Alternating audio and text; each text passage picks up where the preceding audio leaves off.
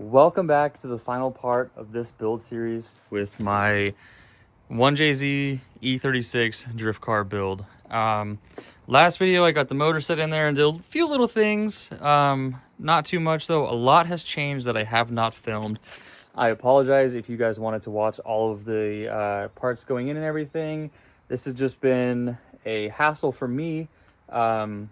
Sometimes it's hard for me to film things while I am working because I just get in go mode, and I've done a lot. So quick little start is I've got the water neck, all the sensors put in. I got this little fitting today. It's a -4 ORB to -6 AN. Got that hooked up for the coolant for the turbo, and I got this one coming down here. I could have pushed that on another rib, but the hose just did not allow me to. I could not push it in any farther. Yes, I did spit on it too. Even got my feed line, which is the one that was on the 1J previously. I blew it out with the air hose, make sure there was nothing left in it. It's good to go. I need to get my radiator clamps or my hose clamps on. I got the radiator mounted in its final resting spot. I was waiting to do the hose up here because right now the water neck is a little loose, so I can get a little bit extra pull to plug the sensors in without getting stuck here. I had that issue last time I used the Chase Bays water neck. Really nice water neck, everything, but I had that issue before. So I have that a little loose right now. I need to find my wastegate. I have no idea where I put it. It might be in the Supra still, I don't know. But I got that coolant hose back here that needs to come up over to there with this snazzy little fitting. And I got a little T and some extra lines so I can hook up both sides of the heater core. Yeah, because they have a passenger, or they have a driver and a passenger for the dual climate thing. Got that part from, I forget the name of the place. I'm drawing a blank right now. My mind is going so many miles an hour. Place in Oregon, Excessive Manufacturing. They have it in stock for the E36. Hopefully one day they'll have one that just has 2 pots coming out to where you don't have to run a T or anything in there. It's going to look kind of ghetto, but it's going to work for now. Did the Chase Bays booster delete in the bias valve, got new lines ran. I need to pull this one out. For the rear brakes, it's good. This is for the driver's front. I just need to cut it and pull it out. I got a new clutch master, lines going in up there. I had to drill a hole in that thing. This is actually my oil pressure sensor. I need to double check the harness to make sure which one is pinned, if it's fuel pressure or oil pressure, because I already have a sensor down there for the AM gauge that eventually I could just wire into the harness, but I think the harness is already wired for it. So yada, yada, yada. I need to switch that.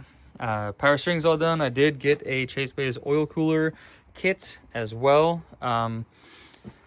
Since this is a budget build, it's turning into not a budget build. If you built a car, you know there's some things that you don't want to skip out on. And oiling and keeping it cool and keeping it nice was not one I wanted to skimp out on. It has a PHR oil pump on here, so I figured it'll have the pressure.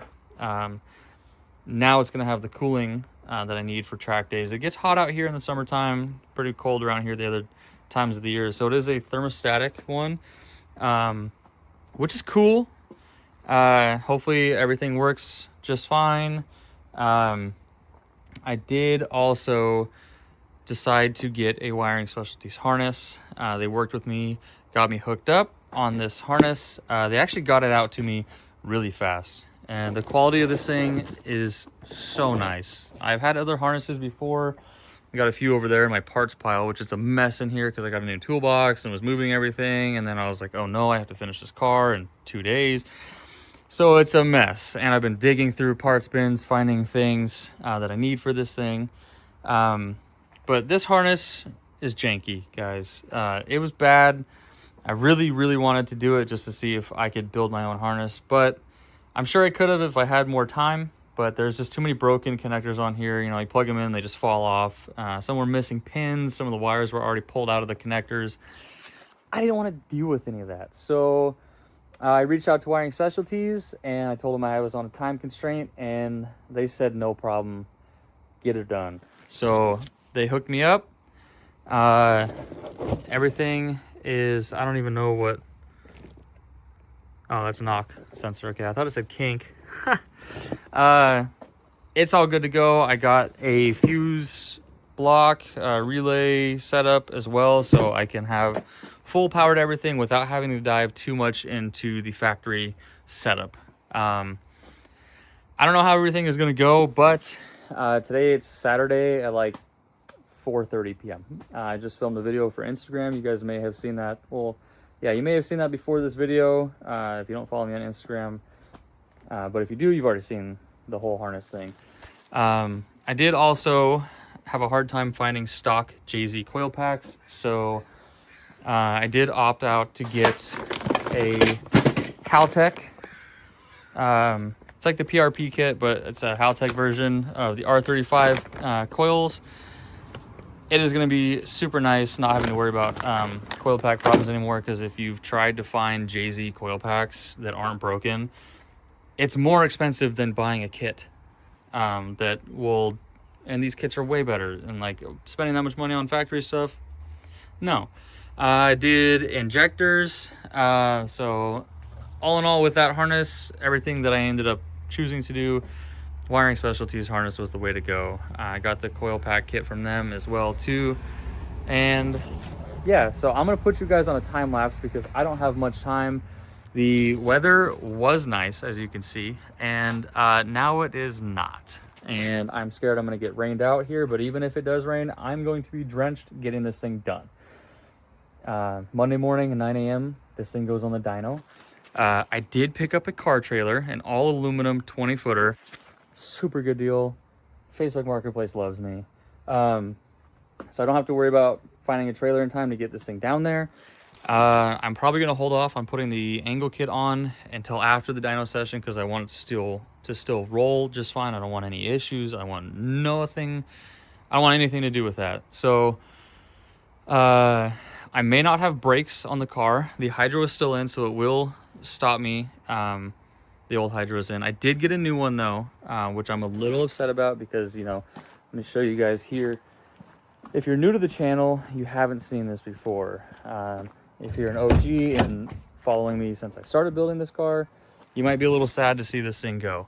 I took my Fanatec hydro, the simulator hydro, and I retrofitted it to fit a real hydro setup, and this thing is dog water.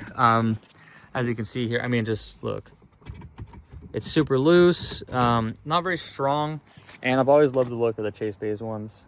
So I'm gonna have to do that another day, but this is just a little bit of an update.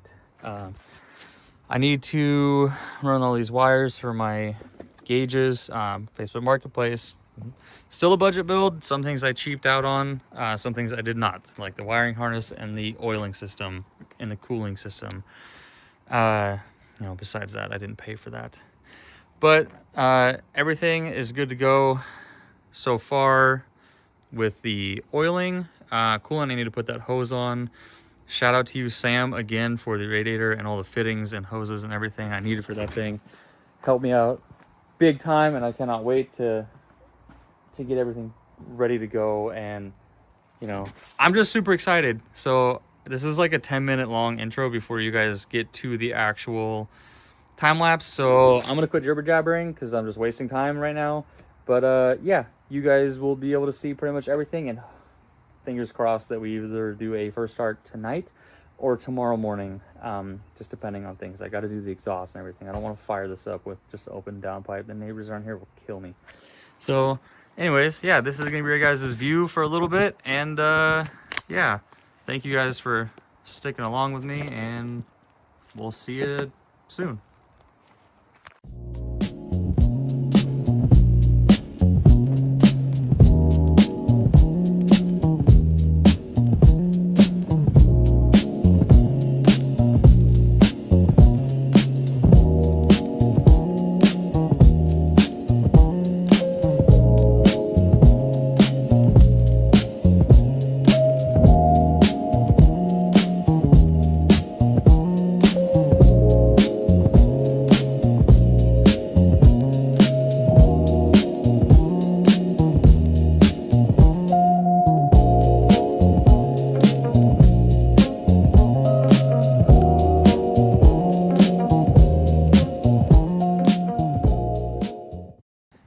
right, well, this is pretty much all I've got. I've got the fan completely hooked up.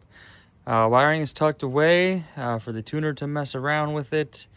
Got an extra O2 over there that goes to the Supra's gauge, since it's a Pro Sport in there, not an AM. The AM one in here is going to tell the ECU, so I need to run a wire. Yada, yada, yada, yada, yada.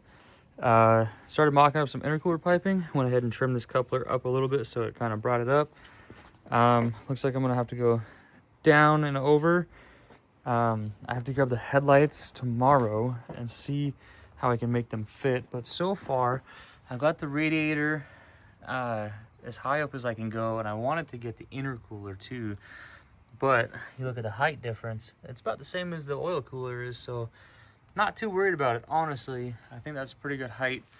I don't know how people mount these in E36s, because you can see it's hitting and it's hitting. So I did draw these little cutouts that I was going to cut down and then drill another hole in here and then put a bracket that just like sets in there.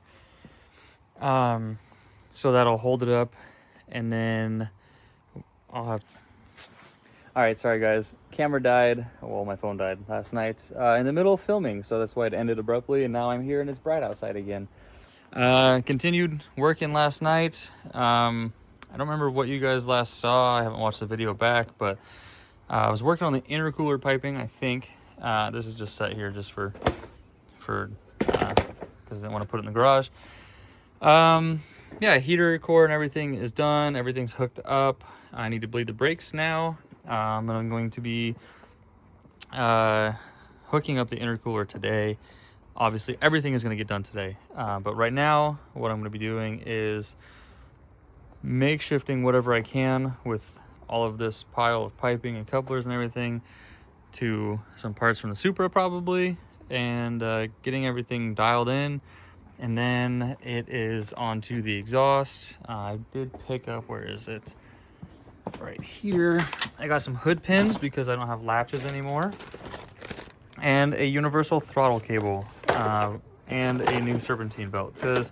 So I got this because you need like a 318 IS throttle cable to work. That's a cool picture. And I couldn't find one in time, so the next best thing was to do one universal, and hood pins are not the style that I want, but they are the style that will work. So I'm gonna be putting them in. They're probably gonna get bolted like right here or something. I don't really know where I'm gonna do it yet, but that is for another time.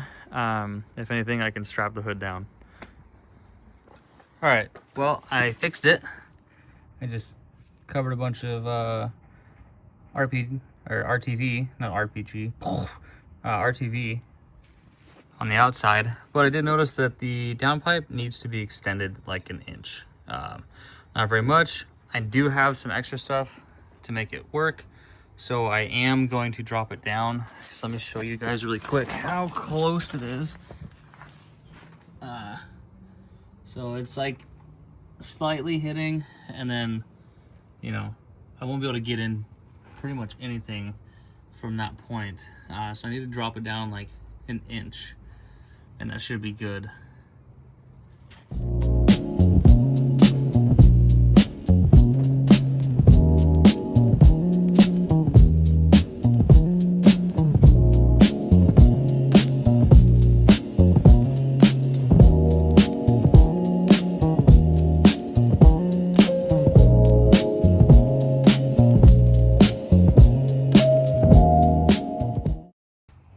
Alright, so they're mated up to each other. There's clearance up there, clearance all around the downpipe.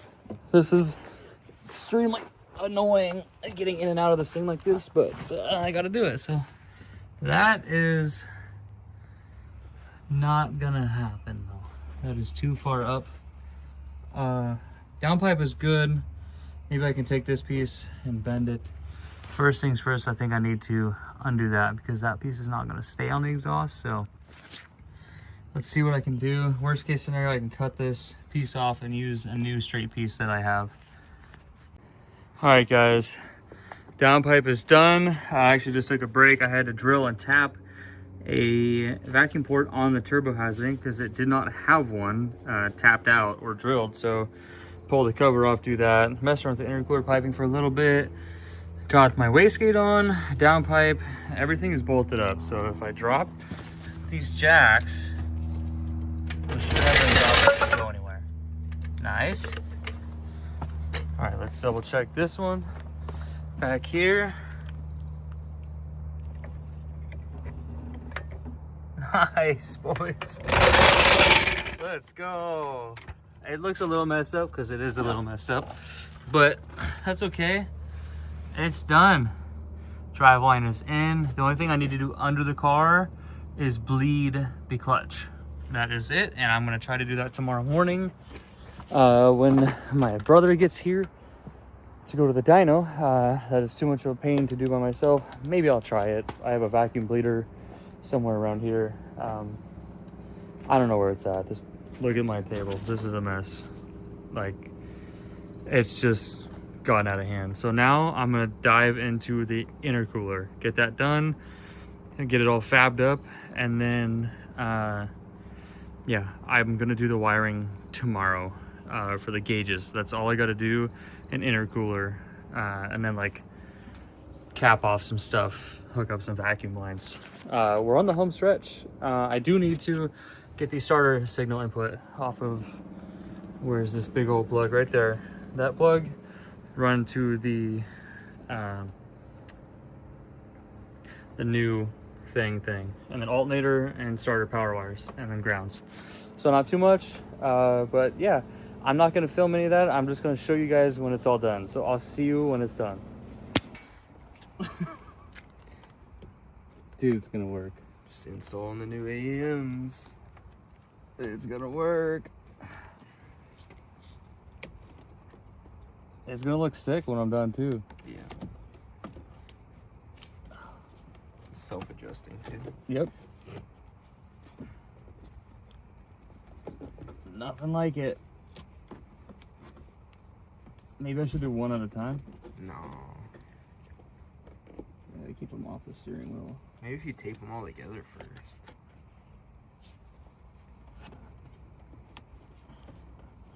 That's what I was thinking, but then they wouldn't be able to like flex around the wheel.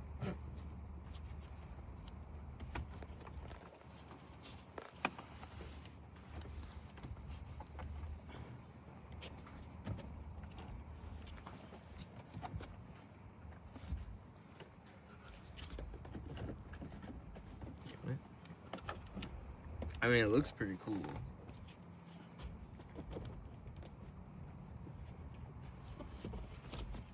This is how I imagined it in my head when I thought about how I was going to mount them.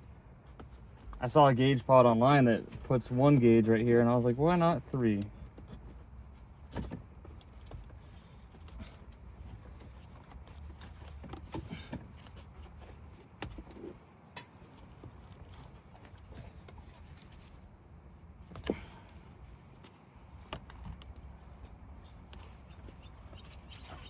You think it's good?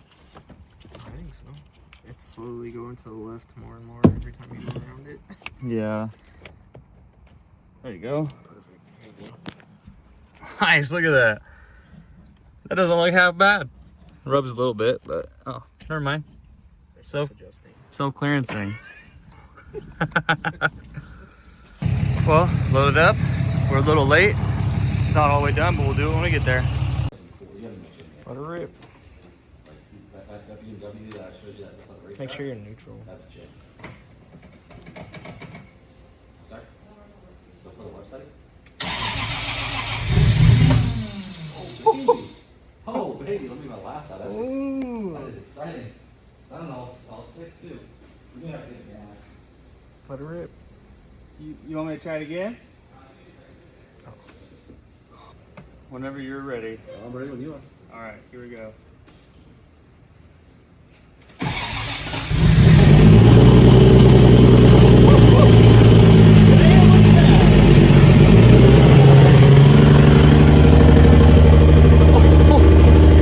It's 130 PSI oil pressure, baby.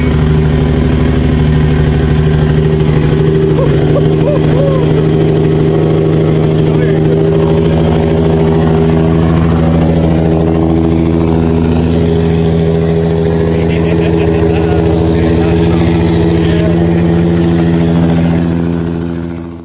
So it turns out the car was running on 5 cylinders. May have sounded a little off to you guys, but found out that there was a coil pack that was wired backwards. 2 of the wires were flopped. So getting it dialed in now.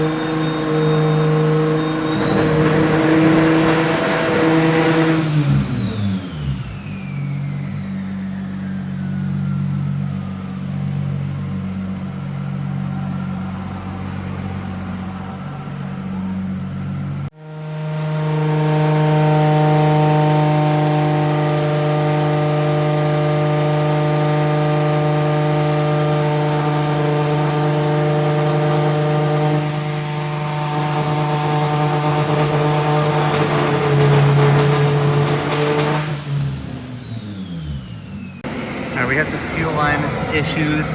This one rubbed through. We just replaced them. Good to go. I'm gonna try it again. Hopefully this time it doesn't drop any fuel pressure.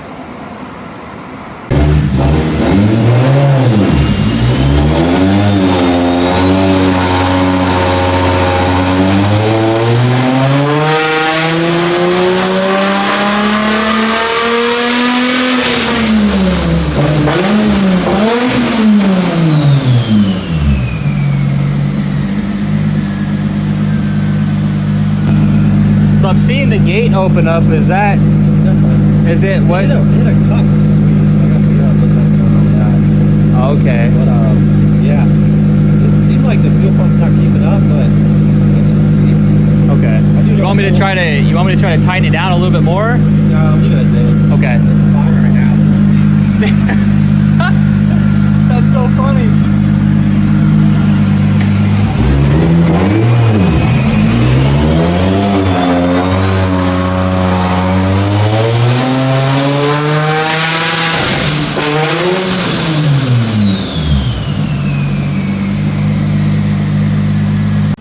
So we just ran into an issue on that last pole where I made 84.3 horsepower.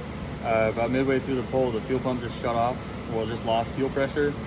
And we're thinking it's from this factory valve. You can see right here, there was a vacuum line that was not hooked up, and whatever that is was not plugged in. And I think that has something to do with it dumping fuel pressure, because it was like good fuel pressure and then nothing and then good again. So it wasn't like it leaned out from like a bad fuel pump or something like that. We checked the fuel pump, it's pretty clean, so we're gonna go ahead and test it again once the fuel into the car dries up, because I got fuel everywhere. So we'll be back.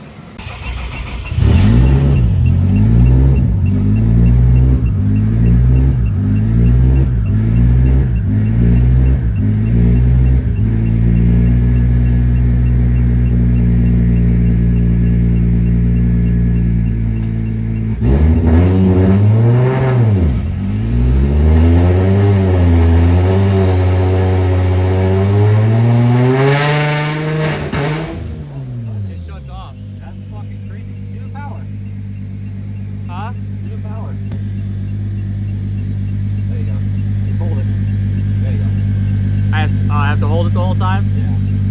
So something.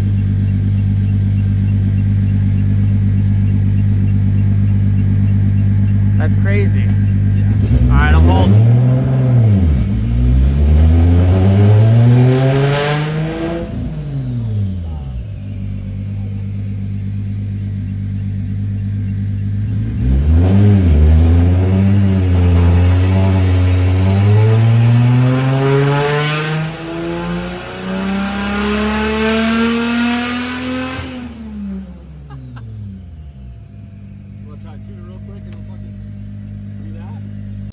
So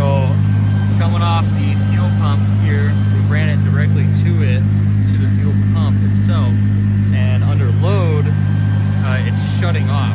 So somewhere in here is telling the fuel pump to stop getting power. So with the power probe hooked up, as you guys just saw in the last pull, it revved all the way out with no problem.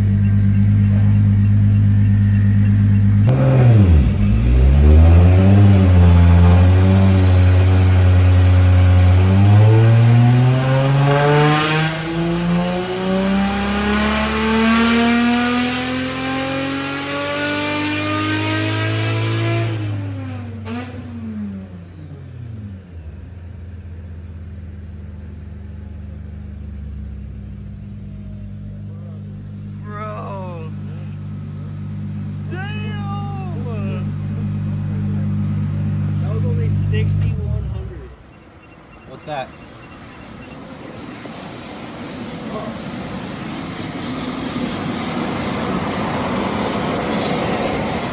It's coolant. Yeah, right there. See it under the intake? Right there. Here.